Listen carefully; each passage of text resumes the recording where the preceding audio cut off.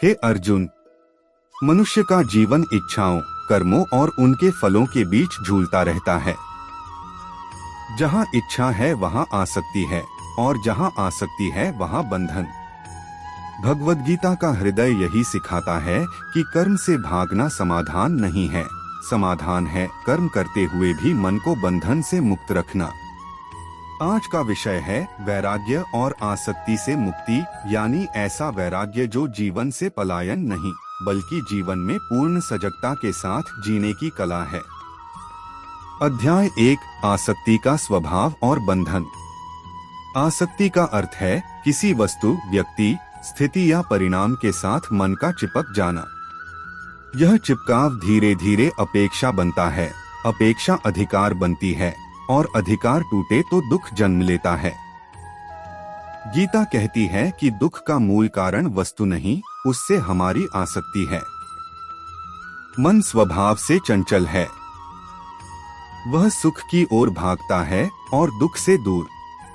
पर जब सुख को स्थायी मान लेता है तब ही समस्या शुरू होती है।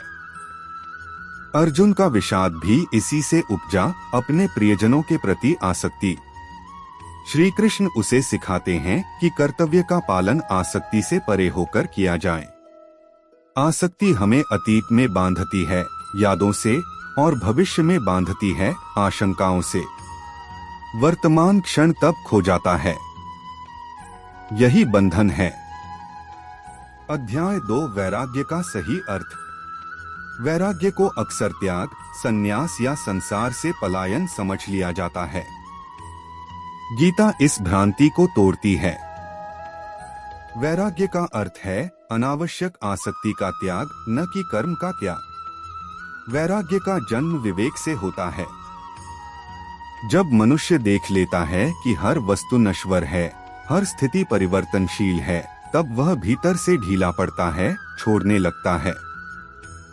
यह छोड़ना मजबूरी नहीं, समझ से उपजा होता है। श्री कृष्ण कहते हैं, जो इंद्रियों को वश में रखकर कर्म करता है वही सच्चा योगी है।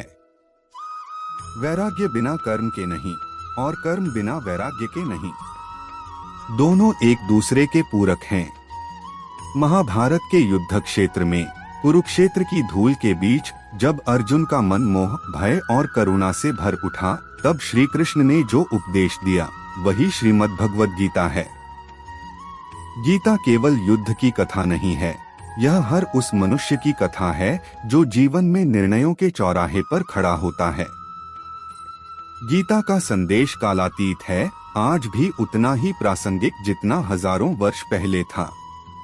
आज का विषय है भक्ति और विवेक। यह दोनों ऐसे हैं जैसे जीवन की दो आंखें, एक के बिना दूसरी अधूरी है। केवल भक्ति हो और विवेक न हो तो अंधविश्वास जन्म लेता है। केवल विवेक हो और भक्ति न हो तो अहंकार। गीता हमें संतुलन सिखाती है।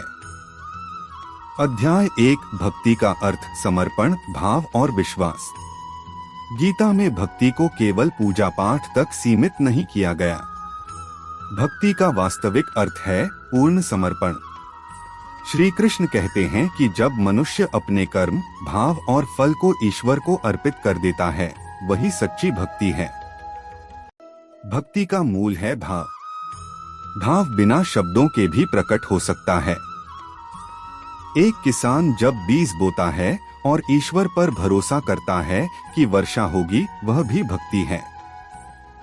एक माँ जब अपने बच्चे के लिए रात भर जागती है, वह भी भक्ति है।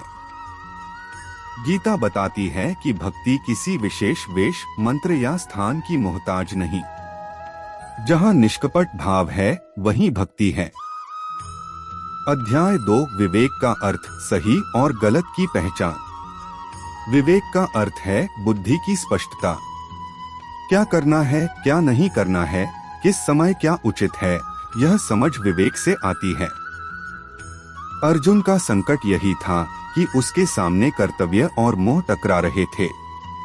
वह युद्ध नहीं करना चाहता था क्योंकि सामने अपने ही लोग थे। यह करुणा थी पर विवेक नहीं।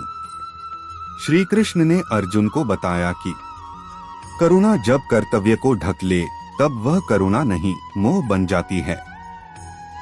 विवेक हमें सिखाता है कि भावना और कर्तव्य में संतुलन कैसे बनाया जाए। अध्याय 3 भक्ति बिना विवेक, अंधविश्वास का मार्ग। जब भक्ति में विवेक नहीं होता, तब मनुष्य प्रश्न करना छोड़ देता है।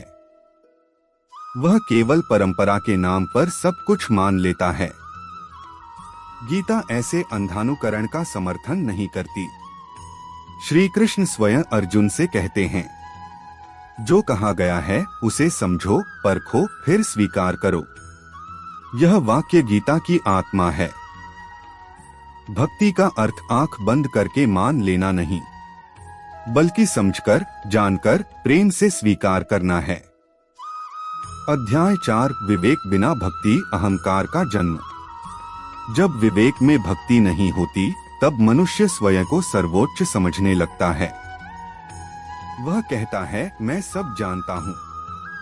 ऐसा विवेक शुष्क हो जाता है। उसमें करुणा, विनम्रता और प्रेम नहीं होता। गीता सिखाती है कि ज्ञान यदि विनम्रता न लाए तो वह अधूरा है। सच्चा ज्ञानी वही है जिसके भीतर भक्ति का भाव हो, जो जानता है फिर भी झुकना जानता है। अध्याय 5 कर्मयोग में भक्ति और विवेक। गीता का केंद्र बिंदु है कर्मयोग। कर्तव्य का पालन बिना फल की आसक्ति के।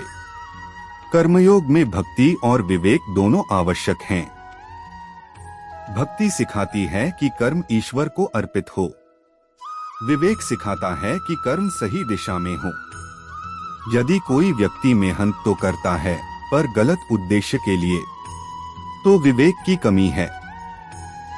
यदि कोई व्यक्ति सही उद्देश्य जानता है पर कर्म नहीं करता, तो भक्ति की कमी है।